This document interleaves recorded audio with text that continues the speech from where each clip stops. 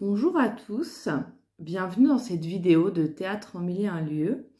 Aujourd'hui, je vous propose une activité en famille que vous pouvez faire avec vos enfants autour de jeux d'expression théâtrale pour vous permettre de jouer en famille. Alors cette petite séance, elle va être surtout basée sur le lâcher-prise et sur le rire, la comédie. Et le rire, on le sait, le rire a beaucoup de vertus. C'est un anti-stress naturel, ça permet de calmer les angoisses, ça permet d'atténuer les douleurs. Je vous mettrai un petit article en barre d'infos qui vous réexplique un petit peu tous les bienfaits du rire. Et cette séance de jeu théâtral va permettre à vous et à vos enfants de vous détendre et de jouer en famille. Cette séance va s'articuler autour de 2 petits jeux d'expression et d'un 3e jeu qui sera une approche de l'improvisation théâtrale. C'est parti pour le premier jeu.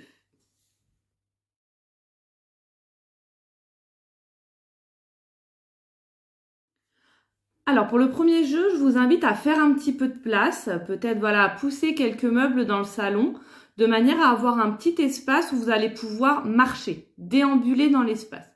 Alors vous allez déambuler en marchant normalement, vous et vos enfants. Et à un moment donné, quand la marche s'installe, alors on pense bien à ne pas tourner en rond, on essaye de ne pas faire des ronds, de marcher un petit peu partout dans l'espace. Je vous propose à vous, l'adulte, de s'arrêter, de montrer un endroit dans la pièce et de dire cette phrase à haute voix « Regarde là-bas, comme c'est drôle !» Et au moment où vous avez dit cette phrase, la consigne pour tous les autres participants, ça va être de regarder l'endroit qui a été indiqué et de rire en utilisant les voyelles de l'alphabet. Donc en faisant un ha ha ha,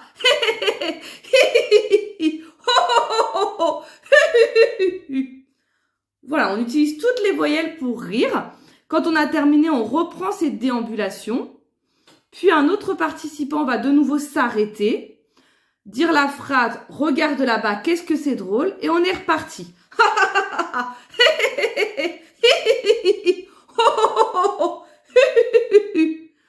Voilà. Quand on l'a fait 1 ou 2 fois, quand chacun a pu dire la phrase, on va recommencer l'exercice, mais cette fois-ci, on va juste rire sans utiliser les voyelles, juste en ayant un fou rire. Donc on déambule, l'un d'entre vous s'arrête, montre une direction, dit la phrase « Regarde là-bas, comme c'est drôle », et là on part en fou rire, comme si on regardait vraiment quelque chose de très drôle.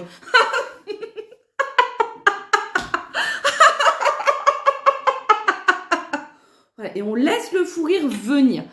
Alors il se peut, si on n'a pas l'habitude, si c'est la première fois qu'on fait cette séance, qu'au début, on soit un petit peu timide, que le rire soit on soit un petit peu obligé de se forcer. Mais après, ça vient assez naturellement et vous allez voir, plus on rit, plus ça va libérer les tensions.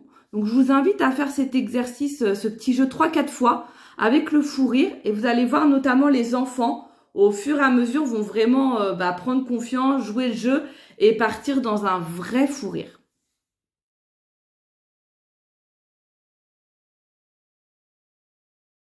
Pour l'exercice suivant, les émotions amplifiées, je vous propose de vous mettre en ligne, de choisir parmi les émotions que je vais vous mettre sur le côté, une émotion.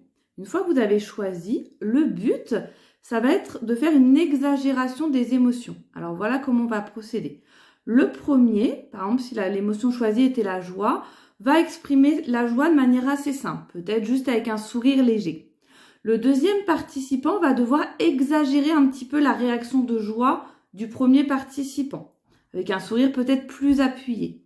Le troisième va encore une fois devoir exagérer l'émotion, la façon dont a été jouée l'émotion par le participant d'avant. Et le dernier va surjouer l'émotion. Par exemple, là on était dans la joie, par exemple le dernier peut surjouer en ayant un fou rire. Alors on peut soit mettre du mime, le faire que en mime, soit ajouter des sons et des paroles. Une fois que vous avez fait la joie, vous pouvez faire toutes les émotions que j'ai inscrites sur le côté. Quand vous avez fait cet exercice-là avec les émotions, je vous propose de le faire avec une action. Par exemple, un coup de marteau. Donc on est toujours en ligne. Le premier participant va mimer l'action où il se donne un coup de marteau sur les doigts et une réaction. Donc une réaction assez mesurée, c'est un petit coup de marteau. Le deuxième participant va exagérer la réaction, le troisième va encore exagérer et le dernier va surjouer. Je Je vous mets également des petites actions sur le côté que vous pouvez faire, voilà, pour faire plusieurs tours. Évidemment, à chaque tour, on change l'ordre, de manière à ce que ce ne soit pas toujours la même personne qui fasse l'émotion exagérée.